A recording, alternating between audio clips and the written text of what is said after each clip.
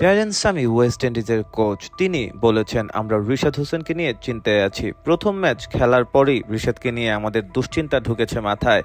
আমরা কিভাবে এই সিরিজ জিতবো, কিভাবেই বা রিশাদকে সামলাবো, এইসব নিয়ে আমাদের মধ্যে অনেক কথা হয়েছে, কিন্তু কোনো সলিউশন আসেনি, অর্থাৎ কোনো সমাধান আমরা খুঁজে পাইনি। রিশাদ হোসেনকে আমরা আগে থেকে স্টাডি করে আসিনি। এখানে প্রথম ওয়ানডে খেলার পর আমরা যেটা দেখেছি, রিশাদের বল পিচ করেই দুর্দান্তভাবে ঘুরে যাচ্ছে, কিংবা কিছু কিছু বল ঘোরার কথা থাকলেও ঘুরছে না, যেগুলোকে আমরা টপ স্পিন বলে থাকি, সরাসরি স্টাম্পে কিংবা প্যাডে আঘাত করছে, ফলে এলবিডব্লিউর শিকার হচ্ছে। অনেকে আবার বল বুঝতে না পেরে অন্যদিকে খেলতে গিয়ে বলে ব্যাটের কানায় লেগে উপরে ক্যাচ উঠে যাচ্ছে। অর্থাৎ রিশাদের মধ্যে অনেক ভ্যারাইটি রয়েছে। কাজী রিশাদ হোসেনের অনেক ভিডিও আমরা দেখেছি প্রথম ওয়ানডের পর, কিন্তু ম্যাচের মধ্যে আমাদের ছেলেরা সেটা কতটুকু কাজে লাগাতে পারবে সেটা সময়ই বলে দিবে।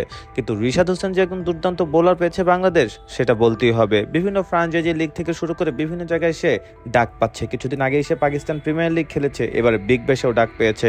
ওর সামনে অনেক সুন্দর ভবিষ্যৎ পড়ে আছে। তবে আমরা এখন ব্যস্ত আছি কিভাবে এই দুশ্চিন্তা থেকে আমরা মুক্ত হতে পারি, সেটাই এখন দেখার বিষয়।